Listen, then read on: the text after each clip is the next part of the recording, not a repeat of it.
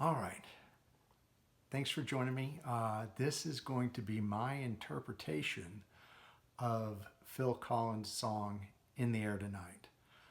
It is about his divorce, where his wife was having an affair with their painter slash decorator that was working in their home. So, um, it is definitely not about watching somebody literally drowned. Has nothing to do with that. It's all just a bunch of metaphors. And even though he has said they're just a bunch of words, you've got to understand that for a man to catch his wife having an affair is one of the most devastating things that can happen in a man's life. I know, I've experienced it, and it's humiliating. And it's awful. I don't wish that upon anybody. Um, so I kind of can resonate with this, and I can understand what these lyrics mean to me, and what I want to share with you all is my interpretation of them as to the story I believe they tell. So let's go ahead and get right into it. I've got two different notes here, two separate sets, so we're just going to have to make do with this. So the song starts off with him saying he can feel it coming in the air tonight. He knows that this is the night it's going to go down. He's got this gut feeling that this is when he's going to catch him.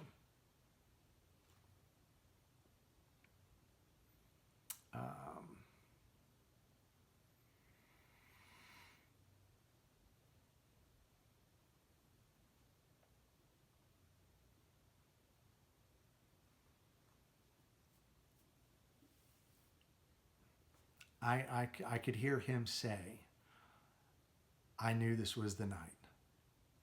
I could feel it in my chest, in the silence of the house. She thought I wouldn't notice, but I could smell the betrayal before I even saw it.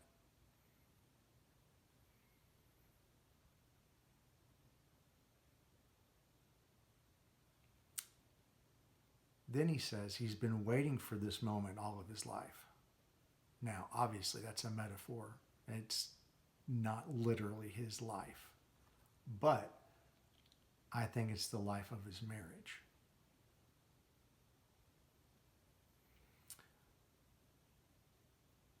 From the day the cracks started showing, he knew this was coming. It was inevitable. He didn't want it. He didn't want to admit it. But deep down, he knew the shoe was going to drop. Tonight it did.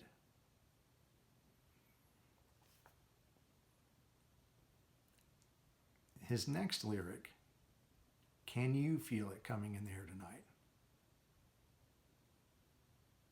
He's wondering if his wife can sense what's about to happen.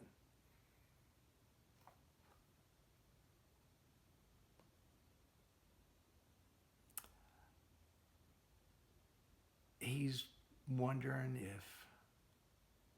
if she's even aware that she's about to get caught. He's wondering if she's got this nagging feeling inside of her and she's simply ignoring it.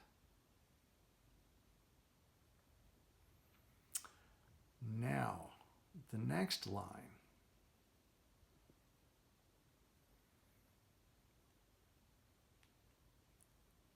If you told me you were drowning, I would not lend a hand. Now, I feel that what he's saying here is, if you, his wife, told me you were drowning, I think he's saying, if you told me, if you had come to me and told me you were having an affair, essentially drowning in your sin, I would simply walk away. You've broken that vow. You've broken that trust. And I can't help you, and I'm not going to help you.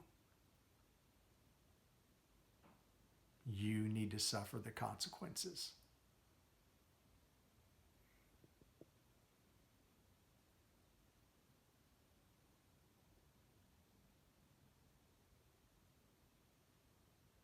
You've gone too far.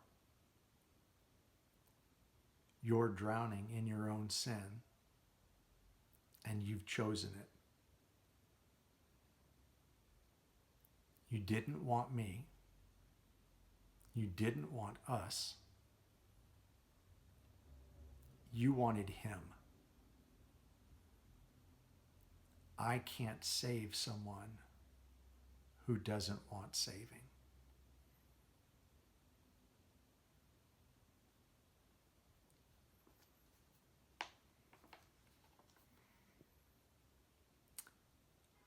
I've seen your face before, my friend, but I don't know if you know who I am. Here he's talking to the painter slash decorator.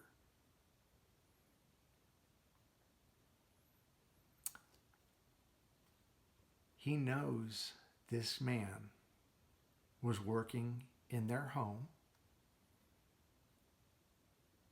was sleeping with his wife.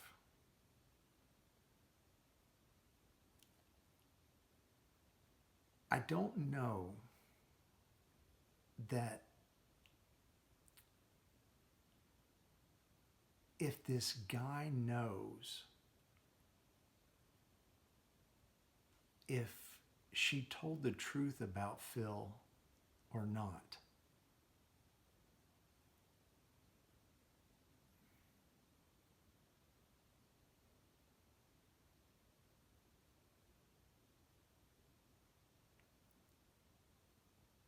The reason why he probably wasn't around much is because he was working, providing a life for his wife and family. So, did she tell this painter the truth? Or was she playing the sympathy card and paint Phil in a light of being selfish and neglectful just to garner the attention and affection of this man?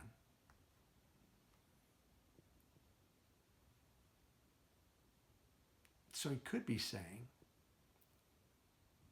to this other man,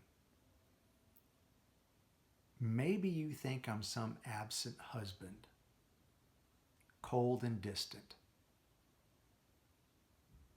Maybe that's the story she fed you. But do you really know who I am? I've sacrificed for her and for this family. I gave her everything, and now you're in my home taking what's mine.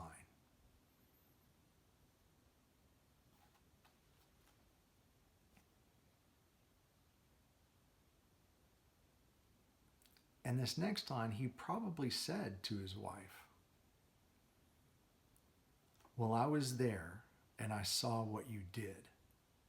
I saw it with my own two eyes." This one's pretty obvious. He visually caught them in the act. No disputing it. There's no way to spin it. He saw what he saw.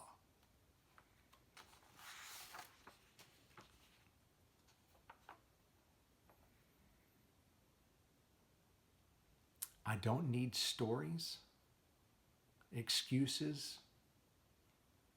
I was there.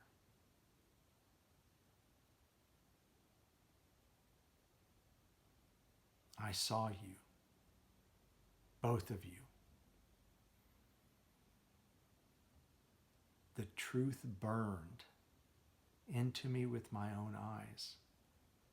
No escape, no denial.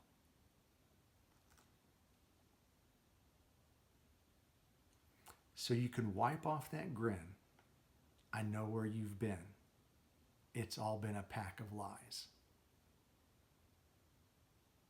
And what he's telling her is, this is in reference to him questioning her before he saw them, and she'd simply smile and lie about where she'd been.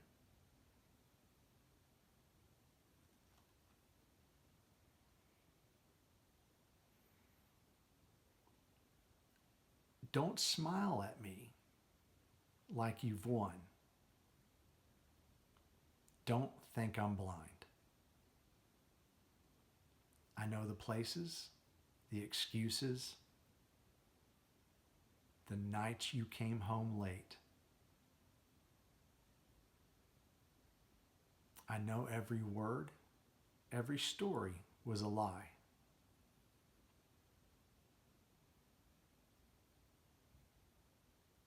You both thought I'd never see. Well, I've seen enough.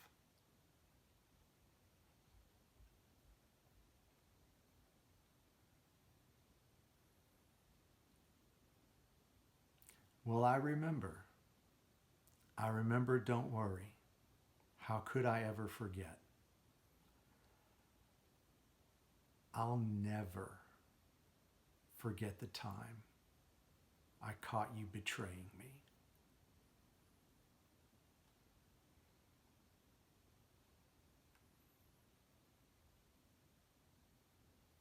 It's the first time, the last time we ever met. This is probably in reference to him meeting the side of his wife, who was an adulterer. That part of her personality, he'd never met that side of her before, and never met her again.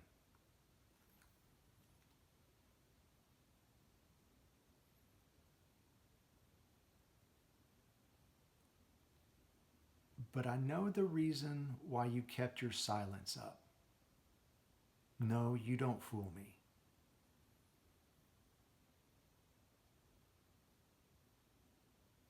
You were ashamed, and you had nothing to say. And there's no defense, there's no way to spin it. You were caught.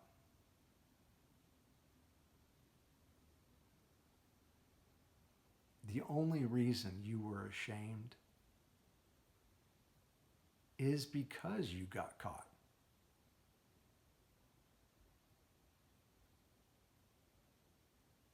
Otherwise, you'd feel no guilt.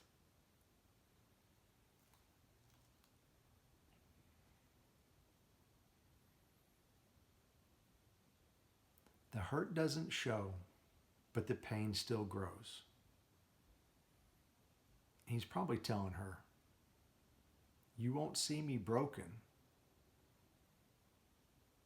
but you broke my heart.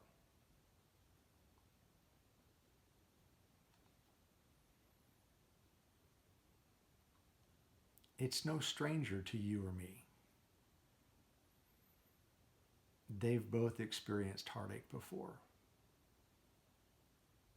Maybe she's been cheated on before, so she knows what Phil is going through.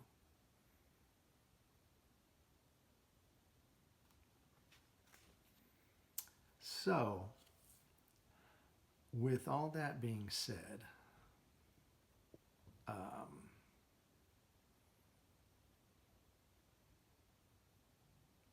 when they get into the drum riff,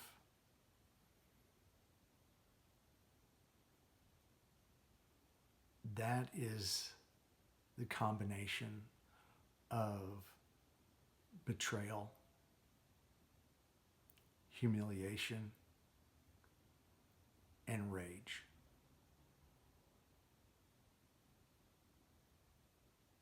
That is the sound of a man being destroyed.